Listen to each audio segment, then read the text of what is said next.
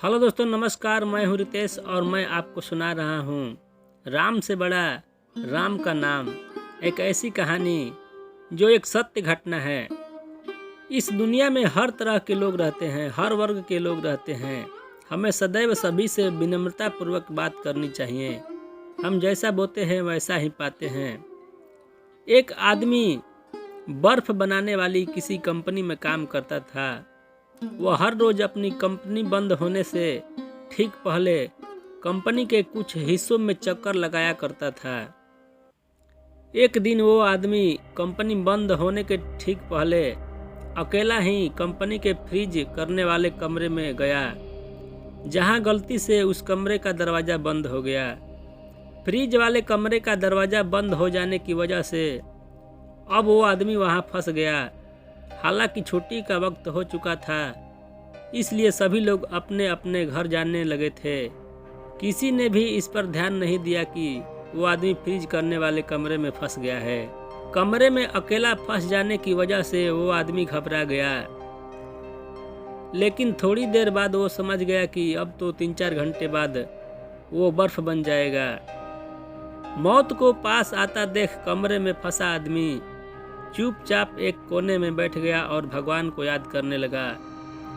वो भगवान से जीवन में किए गए अपने बुरे कर्मों के लिए क्षमा मांगने लगा।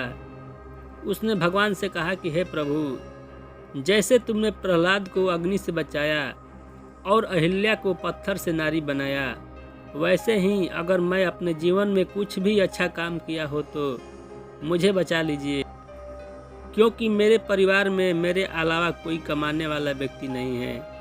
मेरे बच्चे भी काफ़ी छोटे हैं। वो आदमी मन ही मन भगवान को याद कर रहा था कि तभी उसे लगा कि कोई फ्रिज वाले उस कमरे की ओर आ रहा है। तभी उसने देखा कि कंपनी के सिक्योरिटी गार्ड आकर उस कमरे का दरवाज़ा खोलता है। हालांकि तब तक उस आदमी की हालत थोड़ी ख़राब हो चुकी थी। वो ठंड से सिकुड़ चुका था।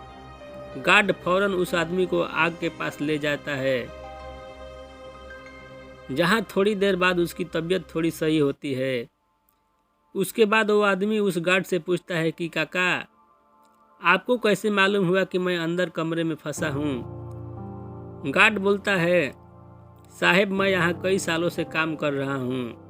हर रोज कई मजदूर और अफसर इसी गेट से गुजरते हैं, लेकिन सभी लोग यहाँ से ऐसे गुजरते हैं जैसे यहाँ कोई खड़ा ही ना हो।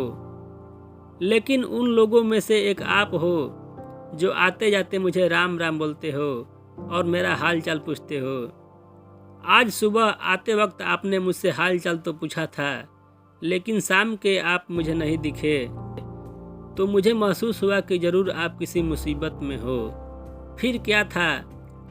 उस आदमी ने सोचा, केवल हंसकर आते जाते हाल चाल पूछने और राम राम कहने की वजह से आज मेरी जान बच गई। तो दोस्तों, इस कहानी से हमें यही सीख मिलती है कि हमें सबके साथ अच्छा व्यवहार करना चाहिए, चाहे वो हमसे छोटा हो या हमसे बड़ा। इससे हमारा कुछ नहीं जाता है और इन सभी चीज़ों का फल हमें किसी न किसी रूप में ज़रूर मिलता है। तो दोस्तों, ये वीडियो अच्छी लगी हो तो वीडियो को लाइक करें। मेरे चैनल पर नए हैं तो चैनल को सब्सक्राइब करें।